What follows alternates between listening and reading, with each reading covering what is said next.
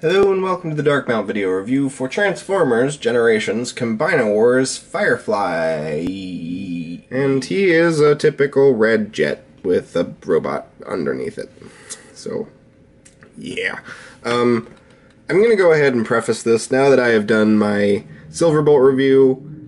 All of these are jets with robots underneath. Every single one of them. I find that disappointing. I'm kind of tired of the same old jet transformation, always, constantly. Like, do something inventive. Find a way to make the undercarriage of the jet out of the robot parts. Have these things form together to look like the underside of a jet. I mean, it is what it is. They're kids' toys. That's what they all look like. So if that bugs you, don't buy any of these, because you'll be miserable and bitter and you'll hate your life. I've learned to live with it. Apparently, the third-party companies can't really do much better, so. He's a good-looking jet. I don't mean to disparage him. He's cool-looking. I like the sweep of his wings. His deco is good. His paint's all very good. I mean, and granted, the undercarriage isn't terrible. I don't hate it, but I mean, it's just not optimal.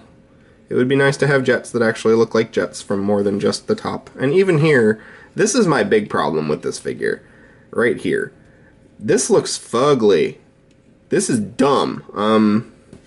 Really? Like, they couldn't have figured out a way to scoot those into the body more or something? Like, for accessories, Firefly comes with this gun. It's just a gun. It's nothing all that spectacular about it. They're all just black molded guns. There are unique guns, which is nice. There's not really anywhere to put it on the top of the robot, so you have to put it underneath the wing, which looks a little weird. I don't know. I mean, it's not terrible. I'm not a big fan of weapons attached to jets usually. And he also comes with one of these doodads. And I'll be damned if I know which one.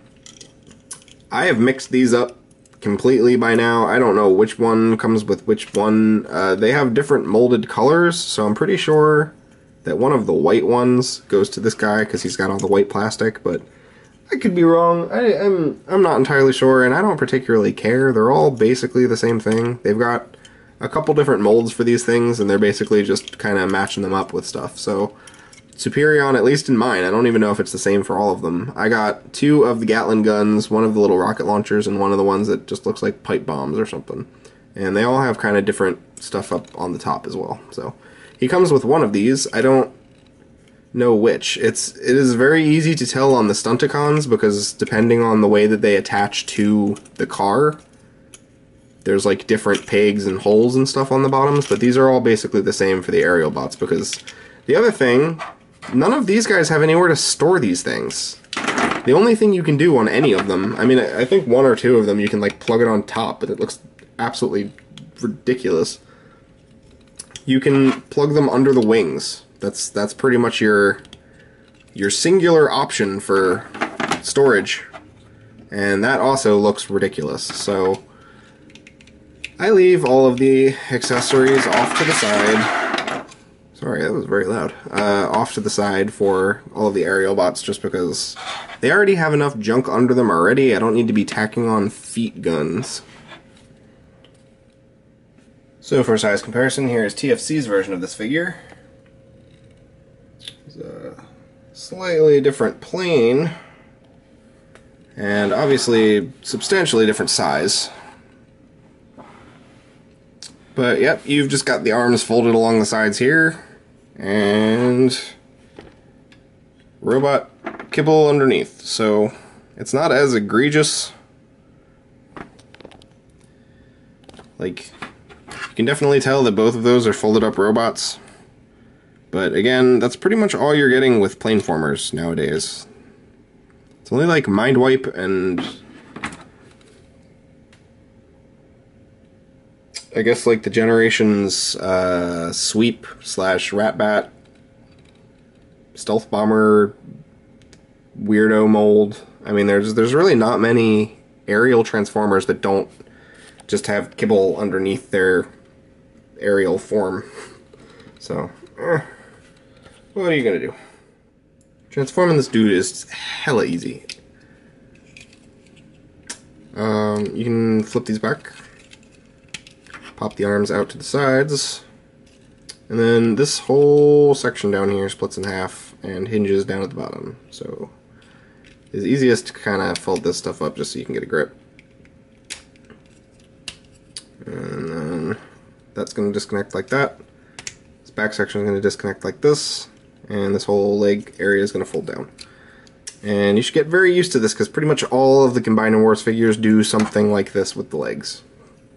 Or at least all of the not torso deluxe figures. And you're going to click those in. Those two tabs fit into these. For some reason, air raid, out of every single Combiner Wars figure that I have, air raids are really hard to get in there. I don't know why. Split the legs, which always sounds really scary. For some reason, the way that these tabs tab into each other is like super, super solid, which is great.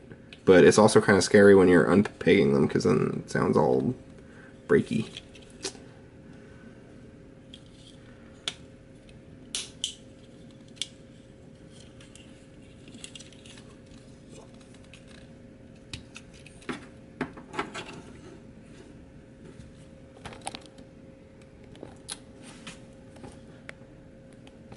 And take this, and this hinges back like this, and these plug into the back, like so.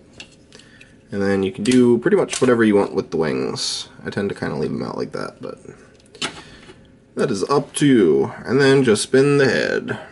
You do not have to turn the head around. It fits in either way, but personally, I don't really want a plane that has a head looking out of it, so at least that looks a little bit less ridiculous. Not really. And there you have Firefly in his robot mode.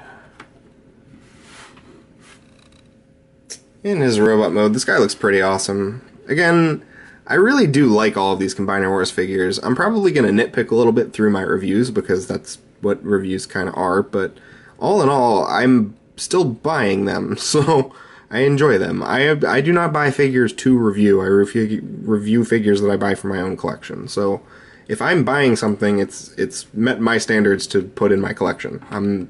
I don't buy things and get rid of them or sell them off or anything. So I do like these guys. They're fun. They're enjoyable toys. They definitely do suffer a little bit for the combining gimmick.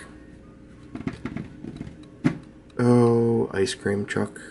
You are my nemesis. Right. So they do suffer a little bit for the combiner gimmick, but it's not so terrible that they're like unplayable. A lot of people are like, oh, they're legend simplicity and blah blah, especially about the new Devastator. And I have that coming in the mail. That will be here on Wednesday. I'll probably jump that ahead up in my reviews since it's new. Hopefully I'll get Superion and someone else done recording by that, but I don't know. I'm gonna fly by the seat of my pants and see where it takes me. I'm a man without a plan. They're really, really, really simple toys. They're still really fun. They're well done. I hate to say it. I hate to be like that person who's like, oh, you people are all complaining and blah, blah, blah. They're inexpensive children's toys, and for what they are, I know when I was a kid, I would have loved these things. I really would have. I would have loved the whole Combiner Wars line. I would have been locked in my room playing with them for hours, so good job, Hasbro. I do really like this. Maybe there are things about it that aren't up to collector standards, and depending on what you're buying these for and what you're displaying and how you're displaying, there might be some things that you don't like, and you might want to pass up on these, and there are third-party options.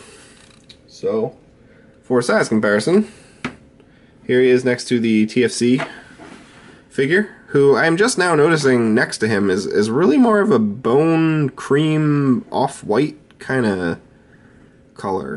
And here he is with a couple of the flying bots. So he's definitely in a good scale with the other generations figures. They did a good job with Combiner Wars of putting the combiners in a good scale and also keeping the individual figures at a decent scale. So bravo to them for that. I guess it's not super hard when you can just custom make extendable legs. You can kind of make them whatever height you want. So obviously he can hold his gun, and he can either hold this like that, but whenever possible I try to at least undermount these things so they look a little bit less ridiculous, so you can at least not see the hollowness and all that fun stuff. So I don't really super care. I appreciate what they did with these. The fact that they are weapons that also transform into hands, that also become feet, is a cool, novel idea. It works. I'm not a super fan of their weapon mode. I kind of almost wish that instead of doing that, they had made them split in half or something, and like they could become two pistols themselves, and then you'd snap them together or something. I feel like there's a better way that they could have done this that wouldn't have made like a giant brick, because it really just is very large and cumbersome, and like you kind of feel like you're gorilla arming their arm out to the side so they can even hold it. It's not terrible. It's a good idea. I don't want to knock it too much because it's definitely better than some other attempts that Hasbro has made. For articulation, he's got ball jointed shoulders that are also on a kind of like swinging peg thing. I don't even know what to call that. They've got this thing. So yeah, very expressive arms. Ratcheted elbows, which is surprising, which also swivel, which is cool. Head is on a very expressive ball joint, no hindrances that I can figure. They even cut out a notch in the back of his head so it can go down all the way, which is much appreciated. Thank you. Nice cutout in the back. And definitely a cool looking figure. They're definitely knocking all the head sculpts out of the park with these guys. At least I think. And the paints, I've got to be honest, some people are complaining, but I do actually like the paint that they're doing on these. I think they're choosing their paint apps wisely. He has waist rotation, which is awesome. And very good knee. All of these guys have really decent articulation, I gotta be honest.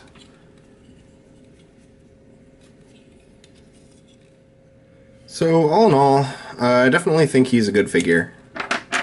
I think all of Superion Combiner Wars figures are good figures. And they've also, well, except for Alpha Bravo, but none of the jets have gotten repaints yet, so I am not sick of the molds as much as I'm sick of the other ones. So that could be factoring in a tiny little bit, but they're good figures. All of his stuff holds together well. He's got great, oh, he also has upper leg rotation, sorry. He has great, I mean, that's like some super ridiculousness. I mean, they're just good. They're good toys, and I've said it earlier in this review, and I think I said it in Silverbolt review.